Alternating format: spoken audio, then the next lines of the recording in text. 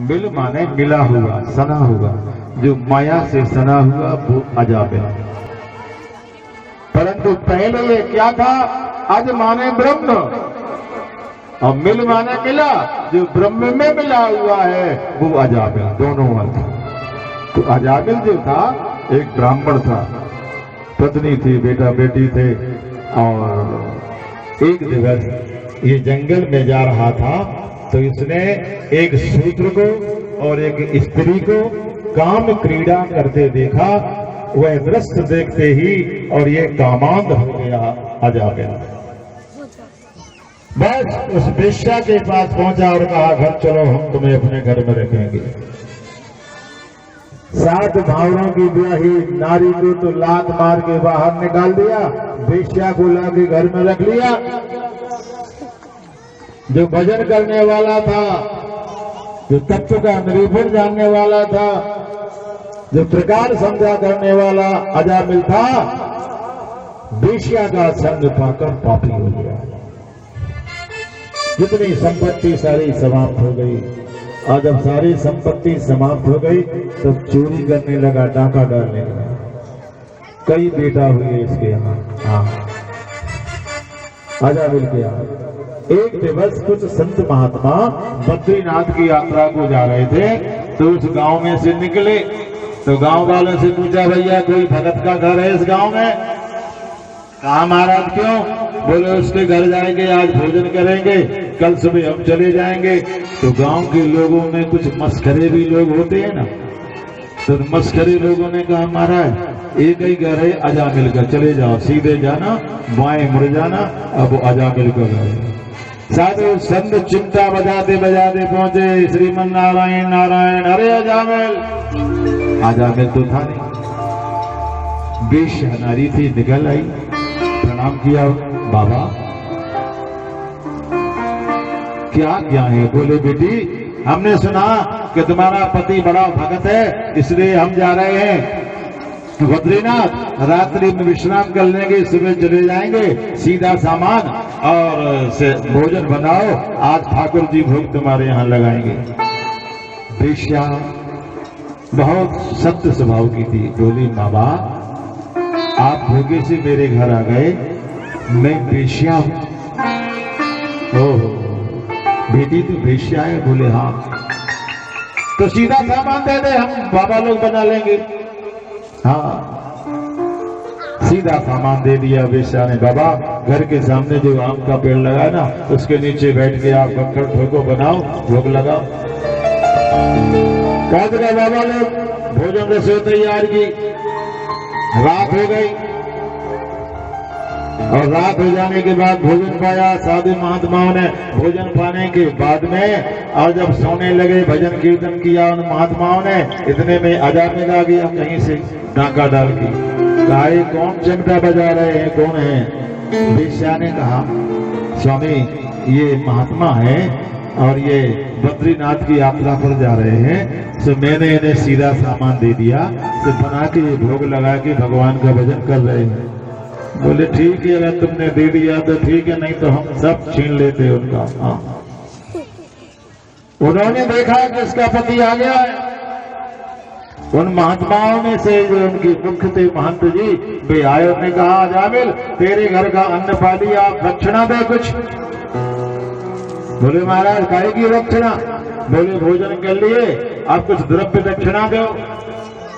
अजामिल बोला महाराज ये गौ तुम्हारी लुटिया मुटिया नहीं, हम छीन रहे, नहीं तो समझ में आ जाता, वो तो हमारी नारी थी दयालु, तुम्हें सीधा सामान दे दिया, से भोजन बना लिया है, इतना ही बहुत है, पैसा दे दो, हमारे पास नहीं है।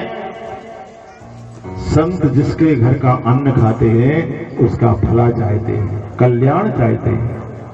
संतों ने सोचा कि इसके घर का अन्न का सेवन हमने कर लिया है, इसका भला होना चाहिए। तो भैया तुम पैसा नहीं देना चाहते, पर मैं देख रहा हूँ तुम्हारी नारी जो है ये गर्भवती है। बोले तो? बोले एक वचन दे दे। बोले क्या? बोले इस नारी के उदर से अगर बेटे का जन्म हो तो उस बेटे का नाम नारायण रख लेना। अजामिल हंसने लगा, कहा बेटा हमारा होगा, नाम हम रखेंगे, तुम्हें क्या मिल जाएगा? संत बोले बेटा तुम्हारा होगा नाम उसका नारायण होगा। जब तुम अपने बेटे को बुलाओगे तो हमें बड़ा आनंद होगा कि हम जगत पिता नारायण को बुला रहे हैं। जैसे जैसे सुबह संत चले गए, समय धीरे धीरे बीतता गया और उस वेश्या की उदर से एक सुंदर बालक का जन्म हुआ। वेश्या ने कहा, स्वामी उन महात्माओं की बात रख लीजिएगा और बेटे का नाम नारायण रख लीजिएगा। और पता तो प्रेम का बंद, ये सबसे छोटा हुआ तो ज्यादा प्रेम हो गया इसका आजाद का। अब तो बिना नारायण के रहता नहीं। नारायण चलो नहाने, नारायण चलो घुमाए, नारायण चलो अब कुएं पर जाएं, नारायण चलो नदी किनारे जाएं, नारायण नारायण की रट लगा ली। इतना प्रेम हो गया इस बेटे के साथ कि दिन में अनेकों बार नारायण नारायण की ध्वनि गुंजायमान होने लगी वेश्या के। अतिशय जो पापी होता है वो पूर्ण आयु प्राप्त नहीं करता, मार्गेश योग आ जाता है। कुंडलियों में मारक योग बहता है, पंडित बनाते हैं तब लिखते हैं मार्गेश योग इतने वर्ष की आयु में है, महामृत्युंजय का जप करना, नहीं तो अपमृत्यु हो सकता है। आपके पुण्य हो तो आगे पूरी आयु पाए और कम पुण्य होगे तो अपमृत्यु में प्राणी अपने प्राणों का प्रयाण कर देता है। तो ये पापी था, बीमार पड़ गया और बीमार पड़ा तो ऐसा पड़ा कि कटगी पकड़ ली उसने। अब तो कुछ होता जाता ही नहीं। और एक दिवस यम के दूत इसको बांधने के लिए आ गए और जब यम के दूतों ने बंधन में कसा, इसको खींचा और जो ही बंधन में कसा और तान करके खींचने की बात की, क्यों ही इसको अतिशय पीड़ा हुई। प्राण निकलते समय कितनी पीड़ा होती है ये तो किसी को पता नहीं, पर शास्त्रों और पुराणों में बताया है कि 1000 बिच्छू किसी को एक साथ काटें और 1000 बिच्छू काटने से जो दर्द होता है वह दर्द प्राण निकलने के समय होता है। अगला गया, यम पास में आया, अंगना में खेल रहा था, उसका नारायण बेटा। तो अगला गया कि अब प्राण निकल जाएंगे, तो केवल एक ही बात है, दूरे कैरनादा सक्तम पुत्रम नारायणम भुजम पिलावतेन सुरेण राजभावा कुलेन्द्रस्या। जब तड़फाया, चिल्लाया, हाय हाय, आंखें खुली न रह जाए इसके पहले पुकार उठा, नारायण हे नारायण, हे नारायण मेरी रक्षा करो। 5 वर्ष का बेटा नारायण क्या रक्षा करता, जगत को पालने वाले लक्ष्मी कांत नारायण भूल उठे कि हमें तो अजामिल पुकार रहा है। सच्ची भाव से हृदय से निकली हुई परमात्मा की नाम की धुनी जब भगवान के श्रवण रंग से टकराई, तुरंत अपने और पार्षदों से कहा, भैया जाओ, कहीं ऐसा ना हो यम के दूत और अजामिल को ले आए। उसने मेरा नाम लेकर के सारे पापों का क्षय कर दिया है, सारे पापों को नाश कर दिया है, सब जल करके खाक हो गए। तुरंत भगवान विष्णु के पार्षद आ गए भैया, और उन्होंने कहा छोड़ो।